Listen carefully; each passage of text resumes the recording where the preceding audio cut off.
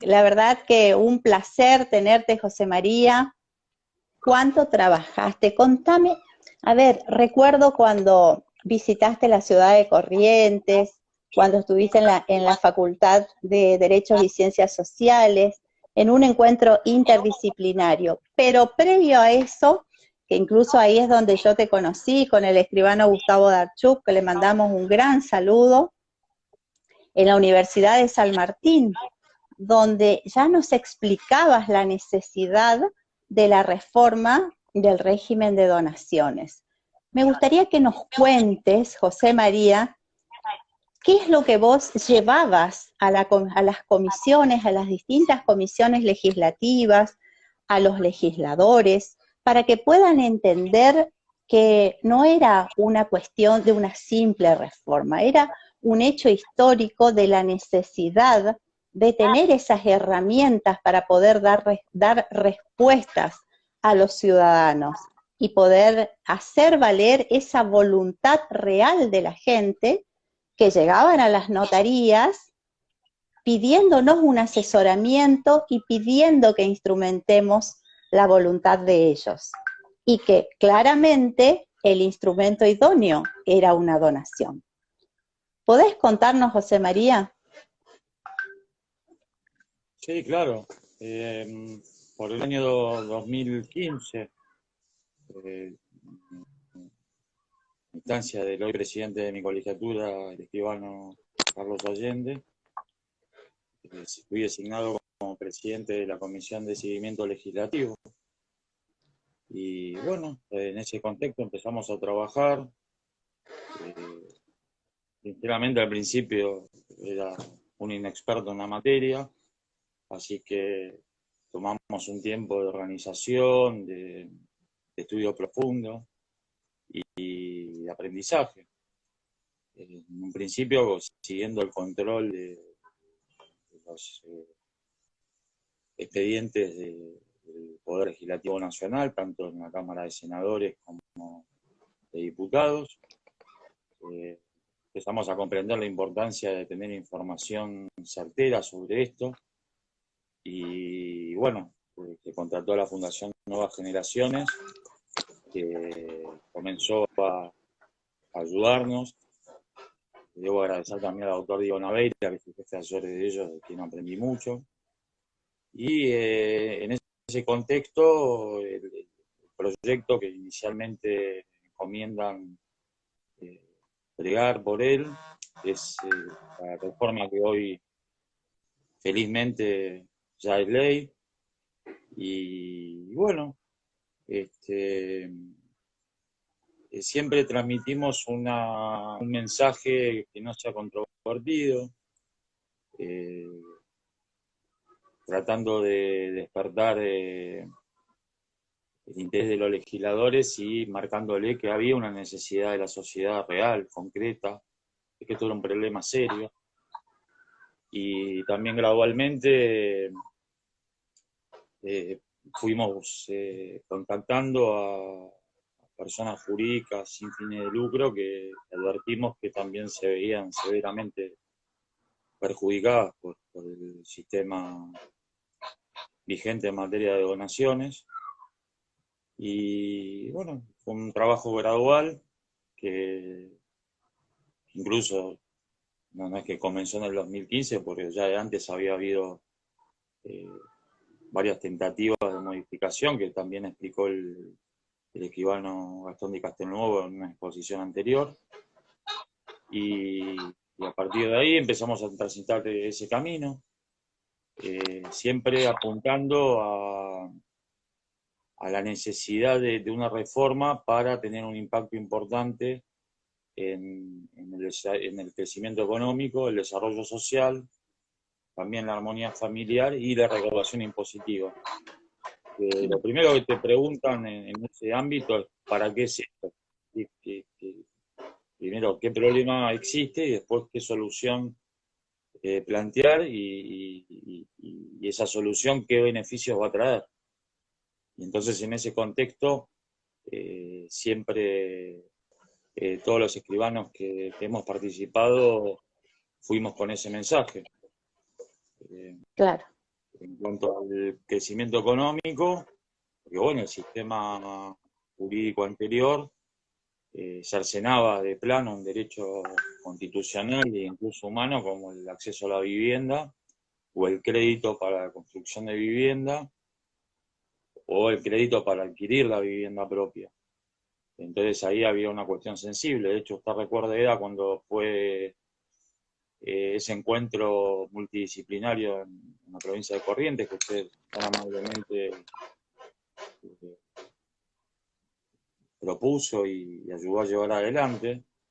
A la presidenta del Colegio de Martilleros de la provincia de Corrientes se nos acercó y dijo, ustedes tienen razón, el plan Procrear en su momento fracasó precisamente por la cantidad de títulos observables que habían al ser un antecedente de donación. Entonces, y a su vez eso genera otros perjuicios para la sociedad, o generaba, espero que esto se sanee en breve, porque al no activarse el crédito, por ejemplo, para la construcción de vivienda o el crédito para cualquier clase de emprendimientos, se pierde mano de obra genuina, trabajo genuino, para muchas áreas de la construcción, eh, albañiles, plomeros, electricistas, pintores, obviamente arquitectos, ingenieros. O sea, se corta una cadena de trabajo que termina impactando nocivamente en el crecimiento económico. Eso no cabe la menor duda. Y Dios quiera que la reforma ya vigente en breve pueda empezar a solucionar esto, más en un contexto tan delicado, ¿no? de emergencia sanitaria, que Así es. va a requerir Yo mucho de crédito. admiro, admiro la visión que has tenido, José María, porque en realidad cuando hablábamos de donaciones, como que inmediatamente teníamos la imagen de un negocio jurídico familiar por excelencia. Y la visión desde que te conocí, desde que nos expresás y nos transmitís esto, con la necesidad que tenían de tener esas herramientas para poder trabajar, porque es el cumplimiento de sus objetivos, estas entidades intermedias sin fines de lucro. Y vos has trabajado mucho con eso y nos has enseñado respecto de lo beneficioso y de la problemática que estaban viviendo este tipo de entidades también. Con lo cual, esa amplitud de visión que has tenido es lo que admiro y sobre eso trabajaste mucho y eso fue lo que transmitiste a los legisladores que muy bien lo entendieron. Claro, sí, gracias, sí. Igual siempre aclaro que no es un trabajo unipersonal, sino que por ¿No? momentos Sí. me transformé en una cara visible de muchísimos colegas que, como ustedes mismos, que debo decirlo también, que tomaron esto como una causa eh, imprescindible para el beneficio de todos los argentinos. Lo que usted hace referencia a las personas jurídicas sin fines de lucro, ahí ya pasamos a otro aspecto, que es el desarrollo social. Empezamos a contactarlas, inicialmente UNICEF, después nos hemos ido ampliando, Fundación Sales, Obra de Orione, Cruz Roja Argentina, AMIA, la Arquidiócesis de la Ciudad de Buenos Aires, y tantas otras que tal vez no de una manera tan formal y, digamos, activa, también han ido sumándose en esta causa.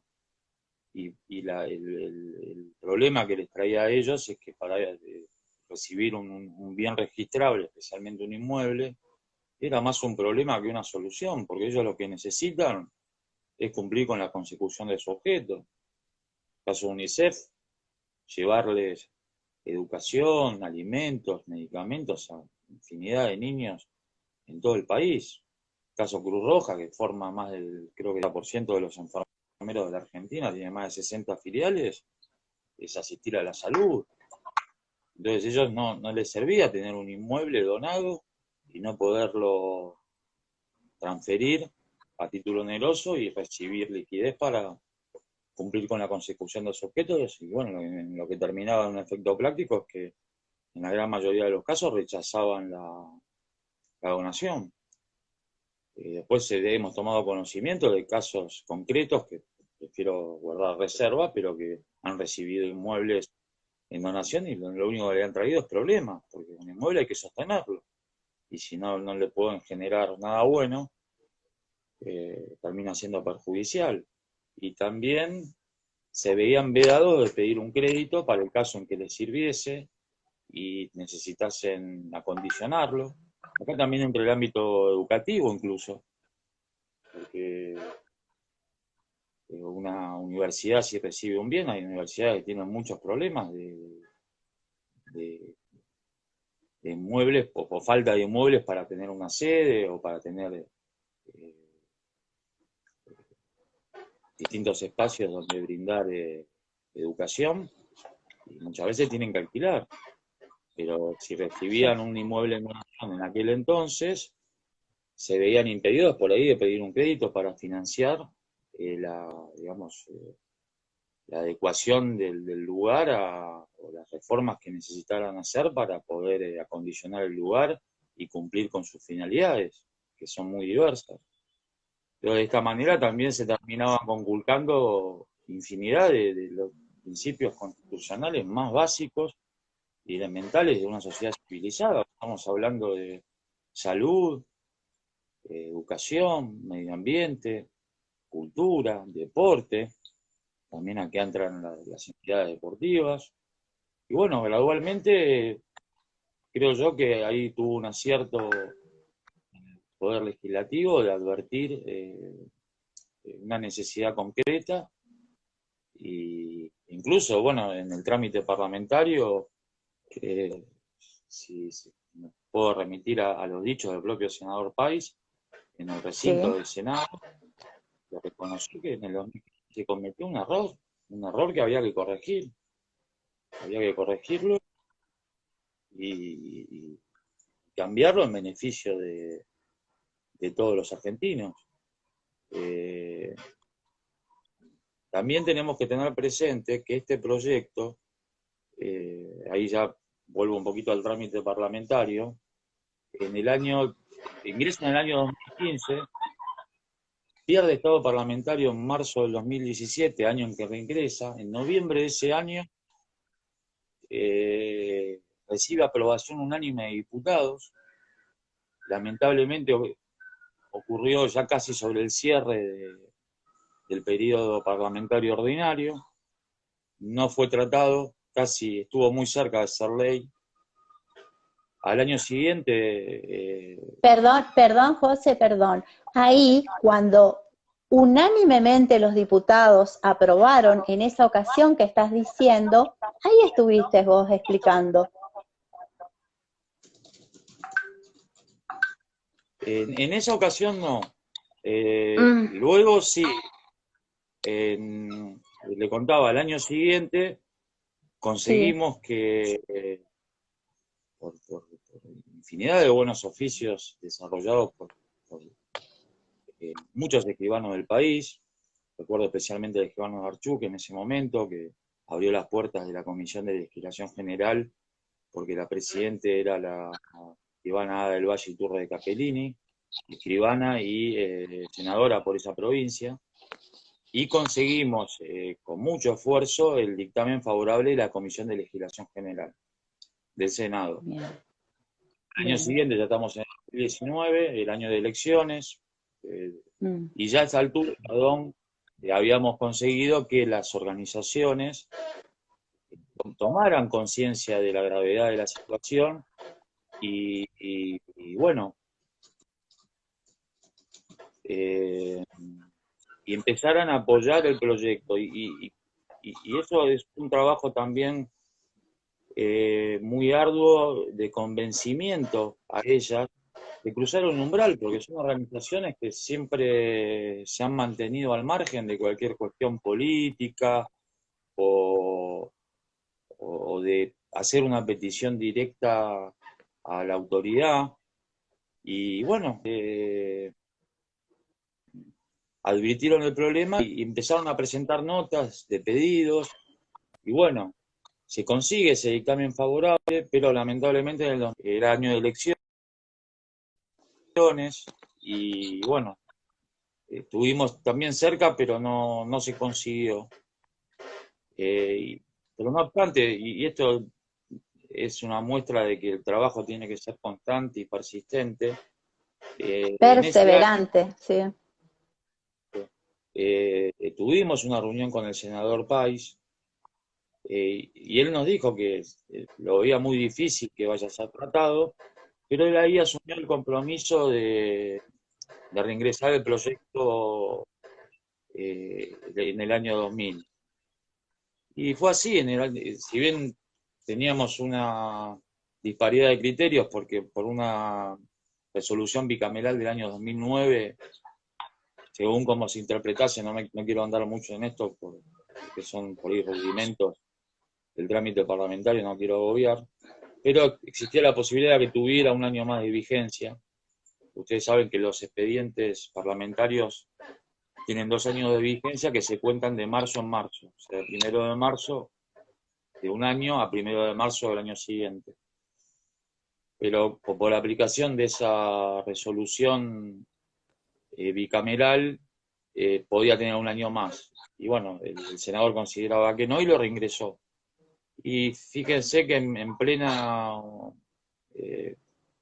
emergencia sanitaria, con un aislamiento muy estricto, continuamos trabajando. Y voy mencionando a todos los que han intervenido, porque la verdad que seguramente voy a cometer el error de olvidar a uno, el escribano Mariano Lozano, un contacto en la Secretaría General de Presidencia de la Nación, y ahí también logramos despertar el interés de Presidencia de la Nación y de dos ministerios, Ministerio de Justicia y el de Desarrollo y Hábitat, que de hecho hubo una reunión a distancia, en la que, bueno, participaron Escribano Salvucci como presidente del Consejo Federal, Escribano Entiende como presidente de mi colegiatura, y fue unánime, ¿no? También estaba presente el senador Pais, la senadora Claudia Almirón, ya en ese año como presidente de la Comisión de Legislación General del Senado. Y bueno, transcurridos unos meses recibimos la buena noticia de que lo iban a tratar en comisión.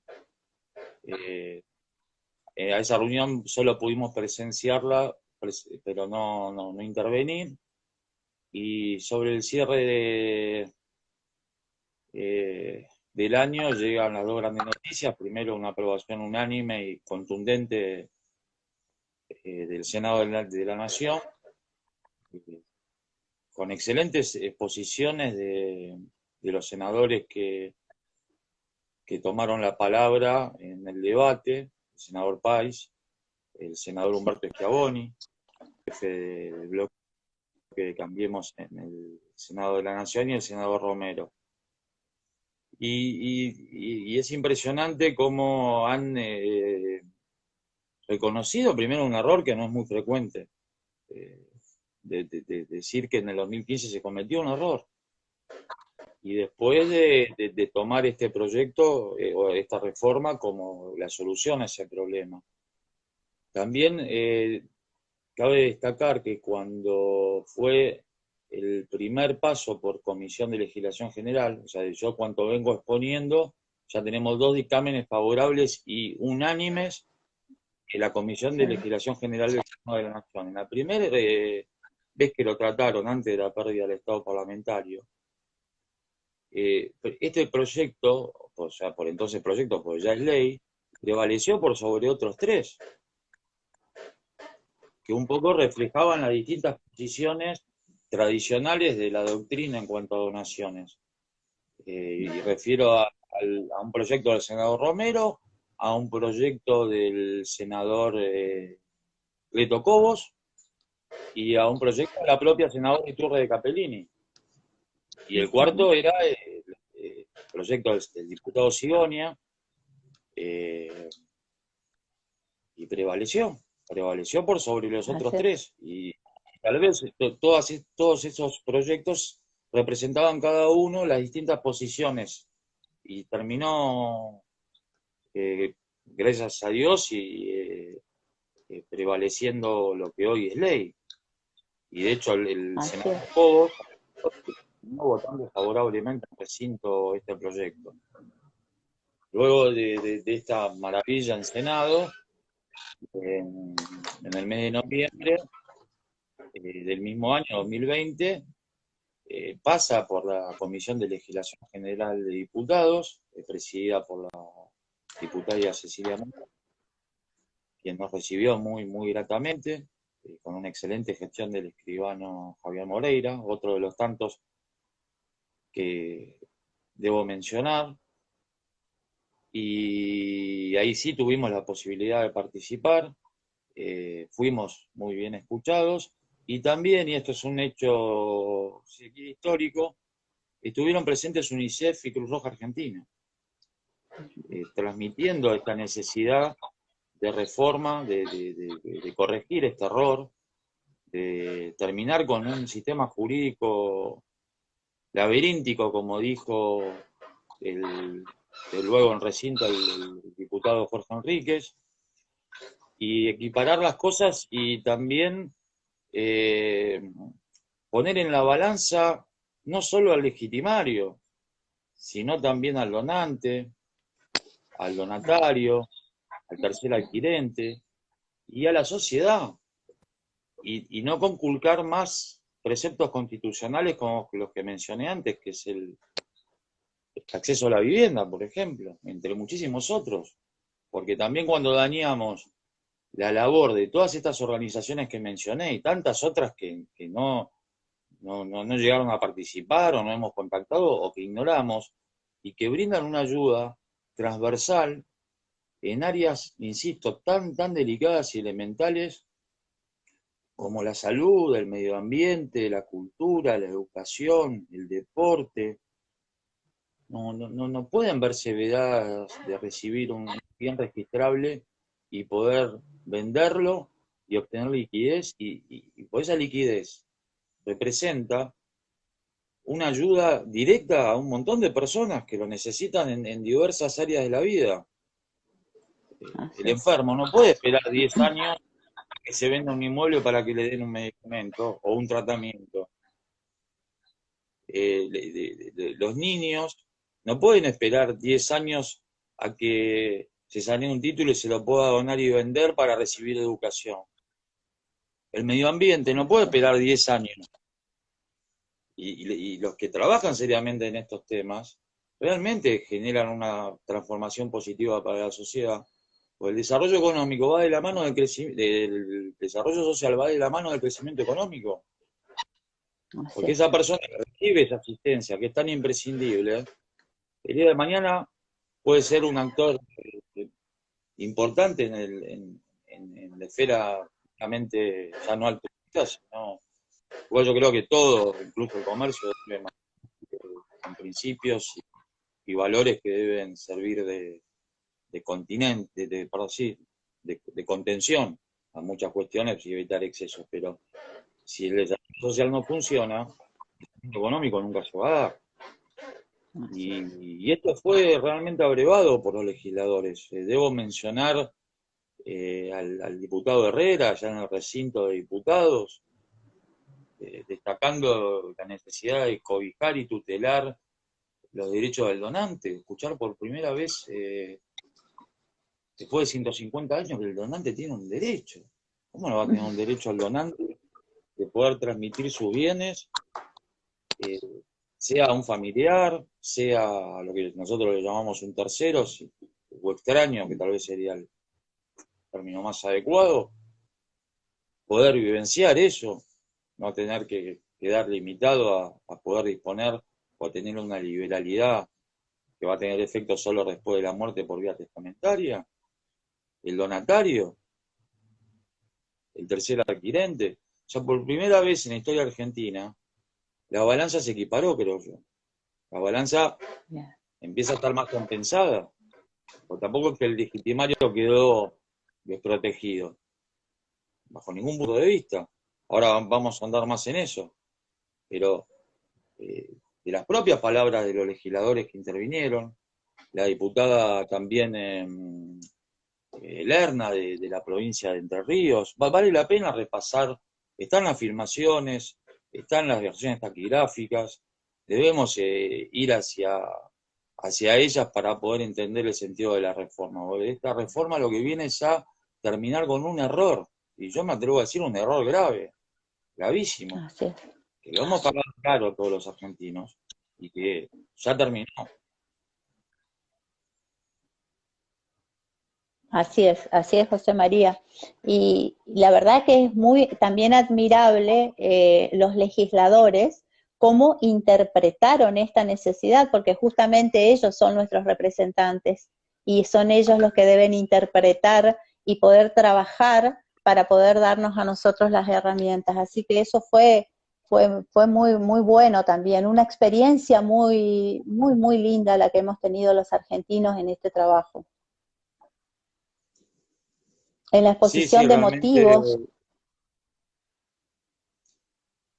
sí, realmente han tenido una sensibilidad, creo que yo, correcta y, y tendiente a facilitar la circulación de los bienes registrables.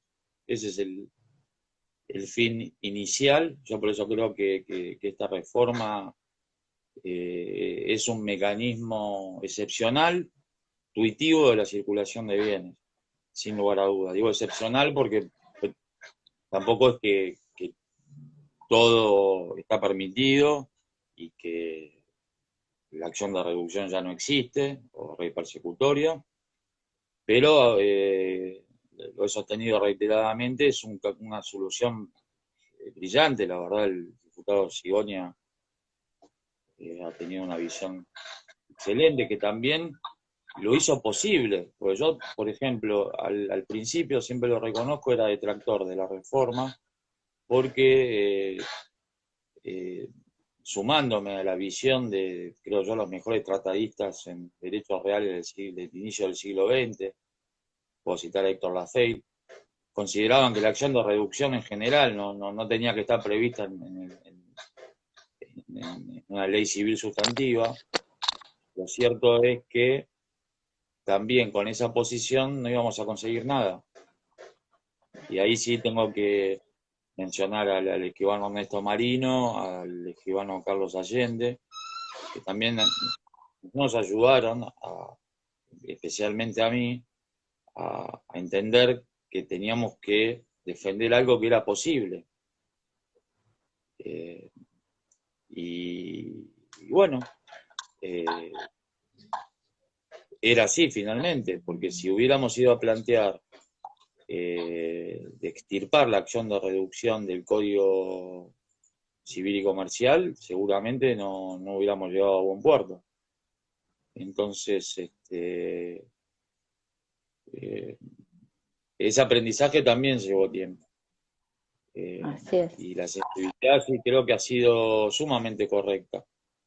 Realmente hay exposiciones de motivos, todos o sea, los senadores y diputados que mencioné, es maravilloso. Hay una comprensión también del sistema de transferencia de bienes registrables y que realmente ha sido muy atinada.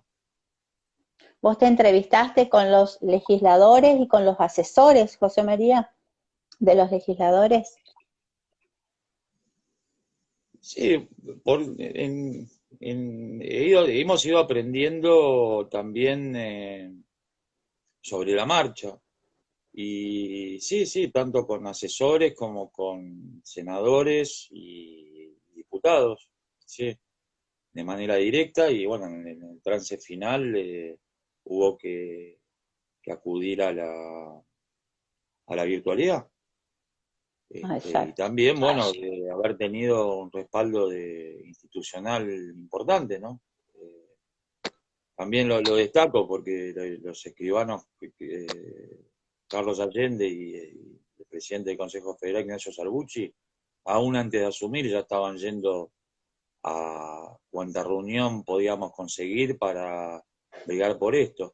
Y también destacar la palabra de los legisladores, porque a veces vemos todo negativo, uno puede disentir en cosas o no, pero si algo tengo que reconocer, aunque me hubiera agradado que el objetivo se consiga antes, eh, que cada uno de ellos cumplió con su palabra.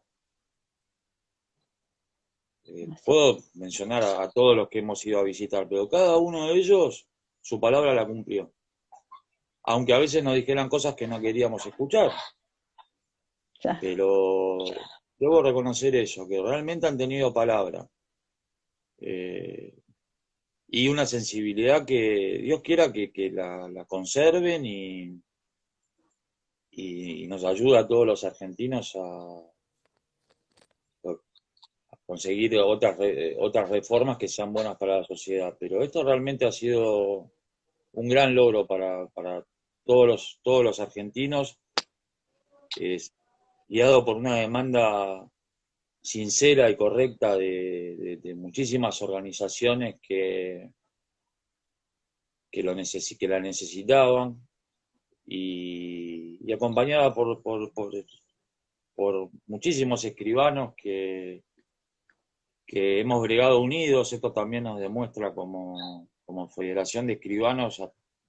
Yo a veces sostengo que no somos tantos, pues no somos muchos, pero podemos llegar muy lejos y está clarísimo que unidos, con una causa común, tenemos límites muy elevados. Eso fue lo maravilloso que te decía hoy, la hermosa experiencia, porque desde el Consejo Federal se trabajó intensamente con todos los escribanos del país, o sea, con los presidentes de los colegios, con los colegas, con todos los escribanos del país, los catedráticos, o sea, fue un trabajo conjunto que creo que el resultado, obviamente, sumamente importante, muy, muy valioso, pero la experiencia en sí, que el trabajo conjunto es lo más idóneo para lograr los objetivos, acá con esto claramente lo es, José María. Y me gustaría escucharte cuáles son los rasgos principales, los trascendentes de esta reforma, si nos querés contar. Sí, sí, De con hecho, que vos gusto. estás muy, muy feliz, siempre, nunca te vi triste, aún cuando en la primera etapa se perdió el Estado parlamentario, yo nunca te vi decaer, siempre impulsando, siempre perseverante. Así es que contanos un poquito, por favor. Sí, sí, también antes de ingresar ya en lo que es el texto de la reforma y sus posibles interpretaciones, el tema es que también fue el trabajo en equipo y saber escuchar. Es muy importante saber escuchar al Así es. otro. Eh, Cuando se inició todo, tal vez nuestra visión era muy sesgada, era por ahí tener más escrituras, y luego uno escuchando al prójimo. Recuerdo un día se acerca la escribana María Estuena, por entonces consejera, y me dice: vos tenés que contactar a las personas jurídicas sin fines de lucro. Y yo la miraba, me decía: ¿de qué me está hablando? Y, y si no lo hubiera escuchado, si no lo hubiéramos escuchado, no hubiéramos podido construir nada. Y esto fue también que todo el notariado se dio cuenta de que tenemos que escuchar a la sociedad, de que tenemos que estar cerca de ella, que tenemos que buscar beneficios para la sociedad, y no tener una visión meramente introspectiva y no poder salir a la afuera y generar una dialógica constructiva general. Y eso fue también fundamental, y creo que fue un espíritu que nos dominó a todos los que intervenimos. Y no sé, quiero ser injusto, porque si empiezo a mencionar por ahí, no tantos por No, no, mencionar, no. Por ahí al final podría ser hacer una mención general, porque es impresionante la cantidad de escribanos de todo el país que también De dieron su todo el país, tiempo, es así. su vinculación, ¿no? Eh, Sí, sí, sí, que no es un tema sí, menor, y buscando así es. algo positivo para muchos. Ahora, Así ingresando es. ya en la reforma en sí misma, la ley 27.587 establece la modificación de 4 artículos del Código Civil, del 2086, del 2457, 2458 y 2459, generando un cambio increíble en materia de donaciones y poniendo fin a una situación de injusticia que creo yo ya era intolerable, Mm. no se podía tolerar más. El artículo 2386 determina que la donación hecha a un descendiente o al cónyuge cuyo valor excede la suma de la porción disponible más la porción legítima del donatario, aunque haya dispensa de colación o mejora, está sujeta a colación, debiendo compensarse la diferencia en dinero. Que creo yo, igual que admite otros bienes. Este es quizás una de las pocas críticas que se le puede hacer a la reforma, de especificar solo dinero. No veo el inconveniente de que esta compensación pueda ser con otros bienes de diversa índole, ¿no? Registrables o no.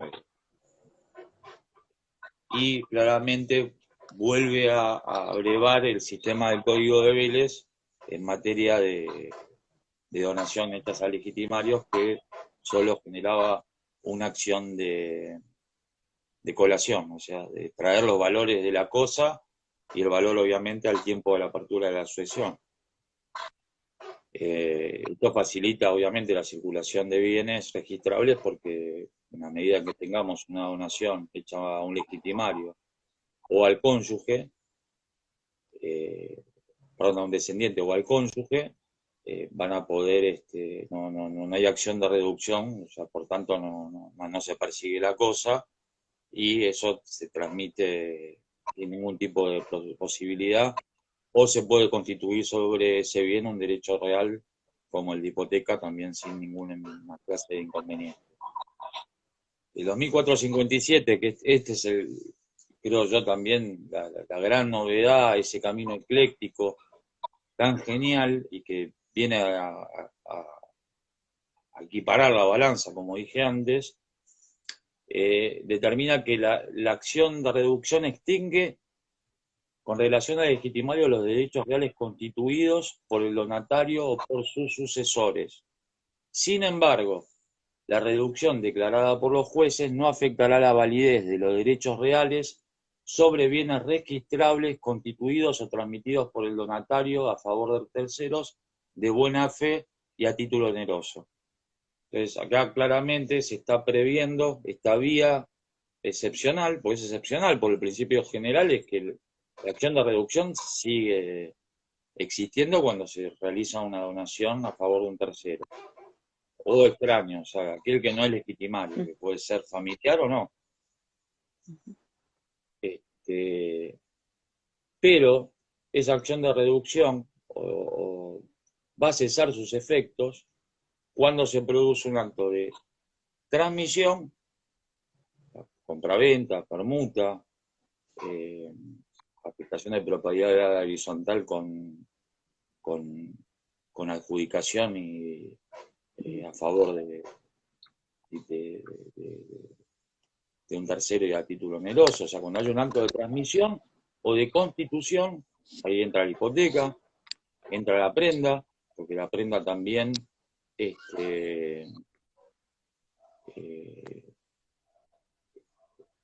una constitución de un derecho real. Al ser sobre bienes registrables, también cabe destacar que no solo inmuebles, tenemos buques, aeronaves, Aeronaves. automotores. Va a ser discutible la cuestión de las acciones de sociedades anónimas, que son bien registrables, pero en un registro privado, pero bueno, se discutirá si tiene que ser registro público o privado, podría llegar a quedar abarcado, hay que ver más. Pero quiero decir, no nos circunscribimos solo a inmuebles. o, decía la Constitución, cualquier clase de derecho real de garantía, a favor de un tercero, de buena fe y a título oneroso. En cuanto al concepto de buena fe, luego, el artículo 2459, en la parte final, establece que no obstará la buena fe del poseedor el conocimiento de la existencia de la donación. O sea, que saber que la donación existía al momento de la celebración de la misma, perdón, al momento de la transferencia a título oneroso o de la constitución del derecho a real a título oneroso, el conocimiento de la donación no obsta buena fe. Creo yo que tendremos que, si bien la buena fe en reiterados artículos del Código Civil y Comercial queda clarísimo que se presume, tendremos que ir a los acciones propias que tendrá cualquier persona ante un acto fraudulento. Creo que ahí apunta, o sea, que no haya fraude, que no haya dolo, que no haya violencia, que no haya alteración de la libertad del disponente, bueno, de todos los casos de fraude posibles, que creo que apunta a ese sentido. Y bueno, obviamente al título oneroso, que claramente tiene que haber una contraprestación. Pero cuando estas dos posibilidades, la constitución o la transmisión, a favor de un tercero o una fe de título oneroso, se concreten, la acción de rey persecución ya no puede ser ejercida respecto a estos bienes y por tanto cobijo el derecho del donante, el derecho del donatario, el derecho del tercer adquirente y de la sociedad en general. Porque los bienes van a circular. Acá tenemos que hacer una remisión, creo yo, al artículo 2 del Código Civil y Comercial. ¿Y por qué?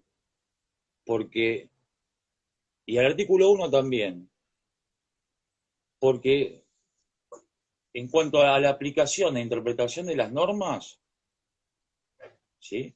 Tenemos que hacer un exégesis que primero no desvirtúe la propia letra de la norma, no desvirtúe sus fines, y ahí tenemos que estar a la exposición de motivos tan brillantes de los legisladores que intervinieron, y acorde a todo el plexo normativo, la Constitución Nacional y los tratados de derechos humanos. Así es. Y cuando ya refiero a derechos humanos, emergen todos los preceptos constitucionales a los que hice referencia. Principalmente vivienda, acceso a la vivienda, propiedad, y después de manera indirecta, salud, educación, medio ambiente, deporte, cultura y demás. Esto lo tenemos que tener muy presente al momento de analizar la letra de la reforma. Sigo con el artículo 2458, que establece que, salvo lo dispuesto en el artículo anterior, el legitimario puede perseguir contra terceros adquirentes los bienes registrables. O sea, salvo los casos del artículo anterior. Si no se produjeron estas dos vías excepcionales de tutela de la circulación de bienes, que por ejemplo puede ser una transferencia gratuita, el donatario le dona a su vez a otra persona, salvo los casos bien claramente previstos en el 2457, la acción de reducción sigue latente, no cesa sus efectos. Y continúa el artículo estableciendo el donatario del subadquirente demandado, en su caso pueden desinteresar al legitimario satisfaciendo en dinero el perjuicio a la cuota legítima. O sea que tiene que haber perjuicio a la cuota legítima. Y no olvidemos que más adelante el Código Civil y Comercial determina que lo que primero se reduce es aquello transmitido por testamento, luego recién por donación, y tiene que haber claramente un perjuicio a la cuota legítima. Pues muchas veces lo damos esto por asumido, como que ya está, y no es así. Igual ahora voy a andar más sobre esto. Y el último artículo de la reforma es el 2459, que establece un plazo de prescripción de 10 años computados desde la adquisición de la posesión por parte del donatario, ¿sí? Y cierra el artículo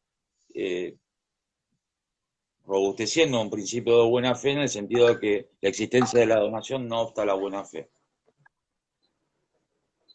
Siguiendo esta línea de querer armonizar el plexo normativo, inexorablemente tengo que abordar, como le dije, los artículos 1 y 2 del Código Civil y Comercial, y ahí emerge una pauta interpretativa o sea, de orden constitucional, que es el principio pro homine. ¿Qué es este principio pro homine? El principio pro homine implica una hermenéutica de justicia social, o sea, un principio pro justicia socialis. Esto lo señala Mónica Pinto, no yo, de interpretación y aplicación de la norma en el sentido más favorable para la persona humana. Y tengo que tener también un principio de progresividad y no de regresividad de derechos. Y ahí estamos refiriendo a disposiciones claras de la Convención Americana sobre Derechos Humanos, del Pacto Internacional de Derechos Económicos y Sociales y Culturales, del Pacto Internacional de Derechos Civiles y Políticos. Pero tengo que aplicar un criterio progresivo, no regresivo. No puedo restringir ya más derechos. Pues si, según la posición que yo adopte, en la balanza voy a poner a los legitimarios acá y al donatario, al donante, donatario, tercer adquirente y a la sociedad acá por el piso, que era lo que pasaba antes. Este principio, insisto, el principio pro homine, claramente establecido en 3 pactos internacionales sobre derechos humanos, y siguiendo la letra del artículo 1 que refiere a las fuentes de aplicación y el 2 que refiere a la interpretación de las normas, yo no puedo pasar por alto esto. Y Clarísimo, José María. ¿no? Clarísimo, José María. Sí. Continúo, Eda. Sí, Otro sí, por artículo supuesto. sensible, que sé que ya está empezando a hacer ruido, es el artículo 7, que determina la retroactividad de la ley.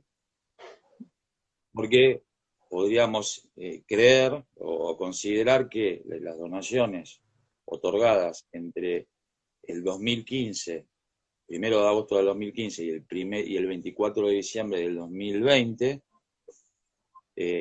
no serían pasibles de aplicación de la reforma. Primero, igual creo que y por tanto seguiría generando observabilidades, pero primero creo que ahí se está quitando el foco o el prisma con el que observo el fenómeno, lo estoy centrando en la donación y no en el negocio jurídico previsto en el artículo 2457, que emerge con la ley vigente y que es de orden público, claramente. Así lo ha sostenido el escribano brillantemente, el escribano de Castelnuovo. Claramente, pues es una norma tuitiva de preceptos tan básicos como la vivienda, por no insistir ya en los otros que mencioné. Y es aplicable en este momento, no hay retroactividad posible. Pero para clarificar la situación de lo que es la retroactividad de la ley y el concepto, he repasado jurisprudencia de la Corte Suprema de Justicia de la Nación.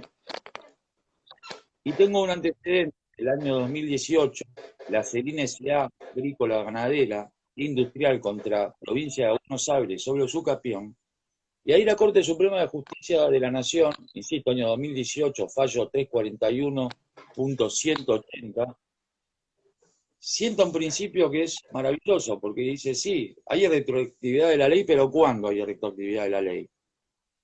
Cuando nos encontramos ante situaciones jurídicas agotadas o consumadas bajo el régimen anterior.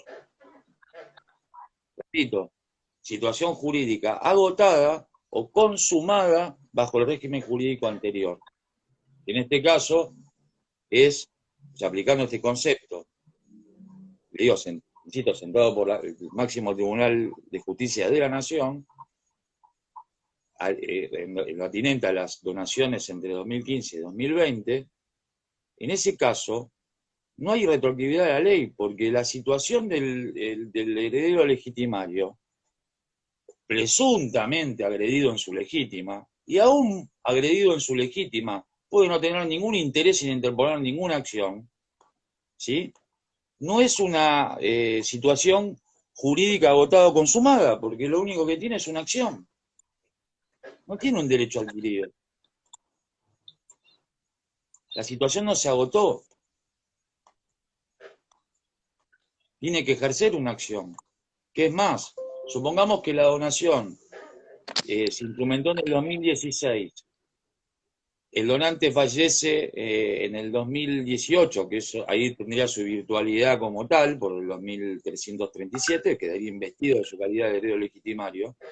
Este heredero legitimario tuvo el 2017, el 2018, 2019, 2020 y lo que va del 2021, no ejerció ninguna acción, no interpuso ninguna medida cautelar, ni siquiera habló del sucesorio, o aún abierto no planteó nada, y yo, escribano, voy a no instrumentar una compraventa con un antecedente como donación, menoscabando, insisto, los derechos del donante, donatario, tercer adquirente, el interés general de la sociedad, que está también explicado en la exposición de motivos por los legisladores que participaron del debate parlamentario. Voy a menoscabar derechos constitucionales vigentes y cercenar un acto jurídico que está emergiendo con la ley vigente y de orden público por un legitimario que no hizo nada, que no mostró interés y que claramente el derecho no premia la omisión, no premia la inacción, porque si no, no existiría la prescripción adquisitiva, aún de mala fe. Entonces, ¿dónde ponemos la balanza? Este principio de la Corte es muy, muy correcto. Yo no advierto, en el caso de, insisto, del legitimario, que tenga una situación jurídica agotada o consumada. Y el 2457 no refiere a cuándo emergió la acción, está diciendo que si se producen esos dos actos excepcionales, constitución o transmisión de un derecho real a favor de un tercero de buena fe, la acción de reducción ya no cesa sus efectos. Y no quiere decir que el legitimario no va a poder hacer nada, porque va a tener todas las acciones previstas por las leyes a su alcance. Pero esa ya no. A eso si yo le agrego que como escribano estoy solicitando los certificados registrales y no tengo reflejo registral de ninguna medida cautelar al respecto, que quizás será la de no innovar o la de anotación de litis respecto del inmueble, ¿qué más tengo que hacer? ¿Salir a pesquisar si el donante se murió? ¿Si tiene dedos legitimarios o no? ¿Si ese dedo legitimario inició la sucesión o no? Si la inició, si impetró o no la acción de reducción, que capaz, insisto, no la quieren ni impetrar. La realidad siempre hay que tenerla presente. En lo que va del año, si bien todavía no tengo cifras oficiales, ¿apareció A una ver. horda de dedos legislativos planteando acciones de reducción? Pregunto. Estamos a mes de casi mayo. Habíamos buscado ese dato, ¿recuerdas, José María? Las acciones de reducciones. Bueno, por eso lo hicimos antes de la reforma y era casi cero Antes de la a nivel reforma, nacional. y era casi cero, exactamente. Me pregunto cuántas Eso fue acciones de antes de la reducción, reforma. si fuera tan delicada la cuestión, si fuera tan seria Sí, para los legitimarios, una horda de legitimarios se estaría planteando ahora acciones de reducción. claro. Y en cuanto a las donaciones después de la reforma, ¿tenés alguna estadística, José María?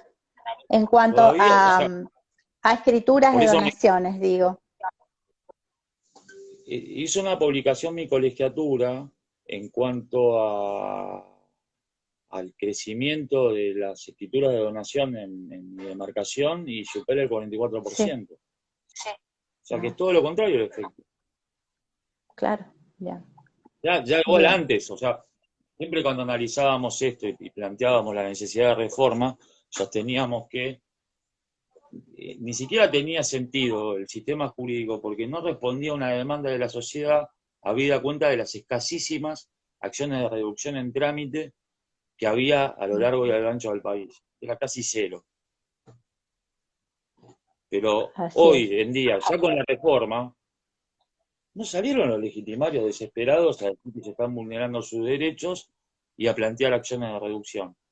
Es más, le diría que como todavía no tengo cifras oficiales, hoy me digo mis palabras, pero me atrevo a decir que en la ciudad de Buenos Aires no se interpuso ninguna. Dato que todo de Es que en corroborar, rigor, por cierto. claro, sí, sí, sí. En rigor de verdad, José María, era como que se asustaban ante la figura, era un susto ante la figura de las donaciones. Cuando lo cierto es que cuestiones externas al instrumento en sí podía afectar también en escrituras de compraventas, de dación en pago, o sea, fue una cuestión que no afectaba al instrumento en sí, sino que hay múltiples situaciones que pueden tornar observable un título. Así es que nosotros siempre defendimos la voluntad real de las personas, porque si venía la señora que quería donar a su hijo, ¿por qué no instrumentar tal cual nos manifestaba? Es más, con todas las herramientas que ya teníamos, ¿no? El pacto de reversión, las condiciones, el cargo, entonces no era para, digamos, de tener miedo de usar una figura que tenía que ver con la verdad, y creo que ese fue el mensaje que se llevó a los legisladores y lo pudieron entender. Nosotros tenemos que defender la voluntad real de las personas y sobre eso tenemos que encuadrarlo dentro del negocio jurídico. Podemos decir que hemos logrado el objetivo. Debemos bregar por la circulación de títulos, por el crecimiento económico, por el desarrollo social, la armonía familiar. Esto también va a traer menos problemas en el marco de las familias, porque estas cuestiones se dialogan, no aparecen testamentos que generan disconformidades. Creo que va a reducir aún más el grado de litigiosidad en el ámbito familiar, las cosas se van a discutir en vida. También favorece la recaudación impositiva, sobre todo local, ¿no? En algunas provincias existe el impuesto a la transferencia gratuita de bienes. Y bueno, como bien señalaron, el escribano Chegaray y el escribano de Castelnuovo, esto es una Y Gastón. revitalización. Más que una revitalización de las donaciones, es una revitalización de la circulación de bienes. Hemos cambiado más de 150 años de una historia, creo yo, que ha sido nefasta. Y bueno, el tiempo dirá si teníamos razón o no. Las primeras cifras son muy alentadoras, como les dije, acá por lo menos en la ciudad, y sé que también en el interior del país se comenzó a donar mucho más. Sí. Y después esos títulos, esas donaciones otorgadas entre el 2015 y el 2020, también interpretar estas cuestiones que hablamos de aplicación y interpretación y de retroactividad de la ley con un criterio correcto, siempre estando a favor de la circulación de los bienes, ¿no? Espero haber sido lo Así es. suficientemente claro. Si alguno quiere que conteste alguna pregunta, y si no, era súper agradecido a toda la Muy Junta agradecidos.